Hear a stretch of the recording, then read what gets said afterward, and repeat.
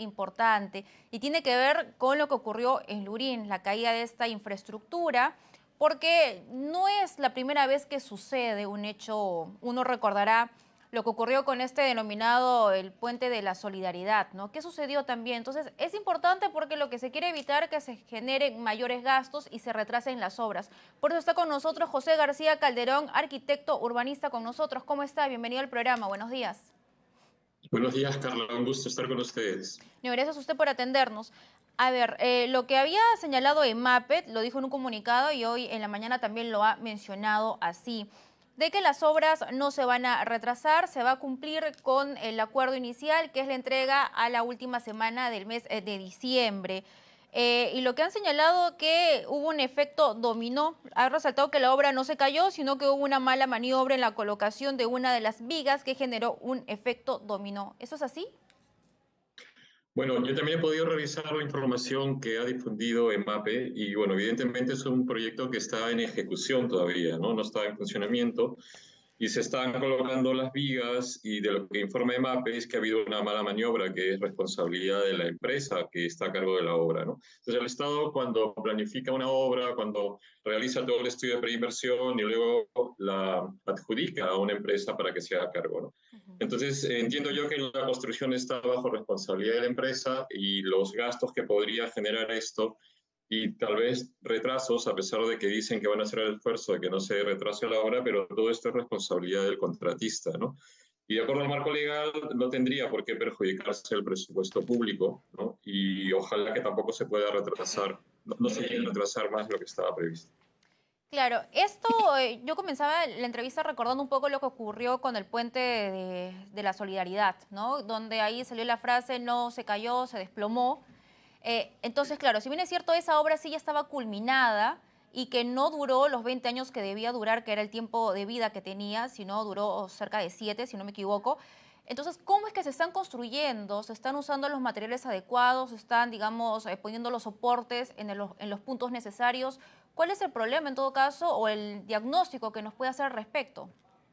Sí, no, en el caso de los puentes que colapsaron en el río Rímac debido al fenómeno del Niño, sí se habían culminado, estaban en uso, ¿no? Digamos, contaban con la liquidación de obra y ya habían sido recibidos por la municipalidad que era entidad pública a cargo, ¿no? Entonces, digamos, de alguna manera se había validado desde el Estado toda la inversión, pero lo que vimos fue que no era así, que la obra había tenido un montón de fallas desde su concepción y desde su origen, no se había protegido las defensas de los apoyos, ¿no? Y cuando llegó el fenómeno usual del niño, se evidenciaron esas falencias de manera crítica y entiendo yo que eso debe haber traído responsabilidades serias para quienes aprobaron, quienes firmaron y quienes gestionaron esa obra desde el Estado, ¿no? Ujú. En este caso todavía la obra está en ejecución. Como todos los ciudadanos, yo también espero que se hayan cumplido con todos los requisitos, además teniendo en consideración las últimas experiencias del último fenómeno del niño, que los apoyos estén debidamente protegidos, ¿no? En la ribera y que se esté cumpliendo y que, como dice MAPE, solamente esto corresponda a una mala maniobra en la ejecución, ¿no? Pero sí es importante que seamos muy conscientes que el territorio peruano está muy afectado o tiene, digamos, riesgos de que pueda ser afectado ante eventos naturales inusuales, como el fenómeno del Niño o los terremotos, y por eso es que hay que ser muy estricto con la obra pública, de que cumpla todos los condicionantes técnicos que están establecidos por norma, ¿no? Claro que sí, ya supongo que también la Contraloría debe estar siguiendo este caso, ¿no? Y en el caso hubiera ciertas irregularidades, evidenciarlas para poder también ponerlo a debate, porque evidentemente esto afecta a los ciudadanos y usted señalaba algo que es importante, ¿no? La crecida del río. Ya nos acercamos a la temporada de lluvias y es importante no repetir los mismos errores que hemos venido, digamos, evidenciando a lo largo de los años. Pero yo recuerdo también que cuando se cayó este puente de la Solidaridad, en su momento el entonces presidente Pedro Pablo Kuczynski decía, ¿y qué sucede con esos puentes antiguos? ¿Por qué los puentes antiguos sí duran, no? Y dos ejemplos, al menos en Lima, son los puentes Trujillo y Balta, que siguen ahí, siguen Sí, durando y siguen, parecen eternos. Entonces, ¿por qué los puentes nuevos parecen caerse, desplomarse y no sucede lo mismo con los puentes mucho más antiguos? sí, yo creo que ahí hubo poca rigurosidad. El puente de Trujillo es el puente de piedra, que es el puente de Ujú, 1650 del Virreinato. Es una cosa ujú. impresionante, ¿no? Han pasado decenas de fenómenos de niños, han pasado terremotos, y sigue ahí en pie. Así es. Mientras que a veces, ¿no? Debido a la, no sé si es que es la necesidad o la, digamos, la debilidad por ofrecer proyectos y ejecutarlos en el menor tiempo posible, yo creo que se relajan los controles y la rigurosidad técnica con la que se deberían realizar las obras y termina sucediendo esto. Entonces, yo creo que hay que ser muy conscientes que las obras no se hacen de la noche a la mañana. O sea, concebir, planificar, justificar en el sistema de inversión pública, hacer toda la fase de preinversión toma varios meses, ¿no? Ujú. Luego hacer el concurso de adjudicación, que también varios, y luego la misma obra. Entonces estamos hablando de obras que quisiéramos que duren, que cumplan con todos los requisitos técnicos, pues en muchos casos seguramente estamos hablando de obras que pueden exceder el plazo de 4 años de un alcalde, ¿no? Entonces yo sugeriría siempre, digamos, no apresurarse, tomar las cosas con calma, confiar más en la programación multianual de las inversiones y darle el tiempo que necesitan las obras para que puedan garantizar a los ciudadanos que tenemos obras seguras, que tenemos obras que realmente van a durar a lo largo del tiempo, ¿no? Y acá hay otro hecho también que es importante abordar, ¿no? Usted menciona que hay que mantener las cosas con calma, evaluar informes técnicos, ¿no? Para hacer obras que duren, ¿no? Y que no terminen cayéndose. Eso con respecto a los puentes que hemos venido hablando. Pero también por esta época, cuando ya se dieron las elecciones, hay nuevas autoridades electas que, por cierto, dentro de poco van a, digamos, ya tener las credenciales. Esas autoridades salientes, y lo vemos, ¿no? Diariamente, vemos calles que están rotas, obras apresuradas. Entonces, aquí también, ¿qué sucede con el tema del tiempo cuando estas autoridades ediles no han gastado su presupuesto y ya tienen que darle el relevo a la siguiente autoridad? ¿Quién lo fiscaliza? ¿Qué sucede ahí? Que esas obras que se están haciendo apuradamente, que estamos viendo incluso hasta en imágenes, ¿qué sucede con ello? ¿Cuál es el prejuicio que genera? Sí, no, yo creo que tendríamos que confiar en la continuidad de las gestiones, porque no puede ser que cada gestión, cada 4 años, sea la responsable de hacer sus propios proyectos y se olvide de lo que venía de atrás y de lo que viene después. Entonces, como mencionaba, algunos proyectos importantes no toman un año hacerse, ¿no? Si están ahora un poco apresurados, es probablemente porque se han venido gestando desde algunos años atrás y recién se está logrando concretar, entonces hay que correr para dejarlo terminado.